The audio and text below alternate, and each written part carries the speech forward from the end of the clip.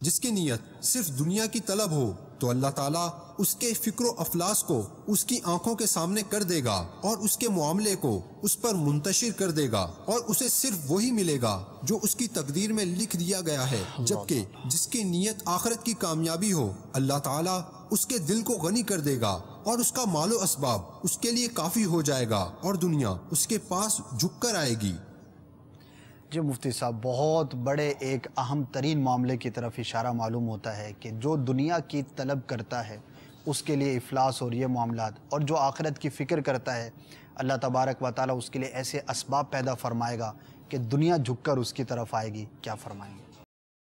طلب دنیا اور طلب آخرت، جی یہی وہ بنیادی فرق ہے جو ایک باعمل اور بے عمل کے درمیان، یا ایک سچے مسلمان اور کافر کے درمیان ہے۔ بے شک مسلمان وہ ہے کہ جس کی طلب آخرت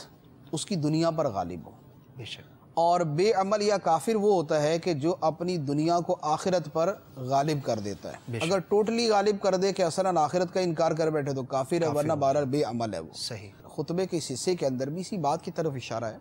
فرمایا کہ جو دنیا طلب کرے گا، جی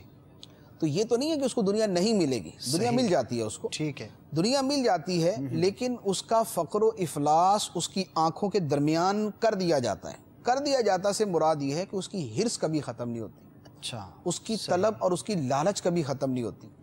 وہ اپنے ہاتھوں کے اندر موجود مال کے اعتبار سے تو غنی ہوتا ہے،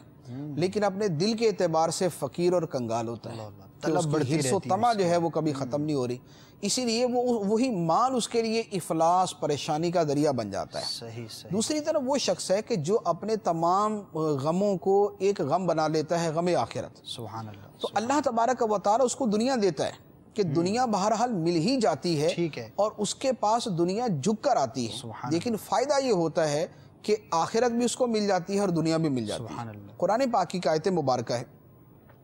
ارشاد فرمایا کہ من کانا یرید حرث الآخرۃ نزد لہ فی حرثی، جو آخرت کی کھیتی چاہتا ہے ہم اس کی کھیتی کے اندر اضافہ کر دیتے ہیں، یعنی جو آخرت طلب کرتا ہے ہم اس کی آخرت کے اندر اضافہ کر دیتے ہیں۔ اور دنیا والے کے بارے میں فرمایا کہ ومن کانا یرید حرث الدنیا نؤتہ منہا وما لہ فی الآخرۃ من نصیب، اور جو دنیا کی کھیتی چاہتا ہے تو ہم اسے دے دیتے ہیں، لیکن آخرت میں اس کا کوئی حصہ نہیں ہوتا۔ تو یہ طلب کو سمجھانے کے اعتبار سے فرمایا گیا کہ دنیا ضرورت ہے، اس کو طلب کیا جائے، حاصل کیا جائے، ٹھیک ہے، لیکن آخرت حقیقی ضرورت ہے، اس کی حقیقی طلب ہونی چاہیے، ورنہ دنیا کی طلب بڑھتے بڑھتے آدمی کو نہ دنیا کا رہنے دے گی نہ آخرت کا رہنے دے گی، جبکہ آخرت کا جو طلبگار ہے اسے آخرت بھی نصیب ہو جائے گی اور دنیا بھی بہرحال اس کو مل ہی جائے گی۔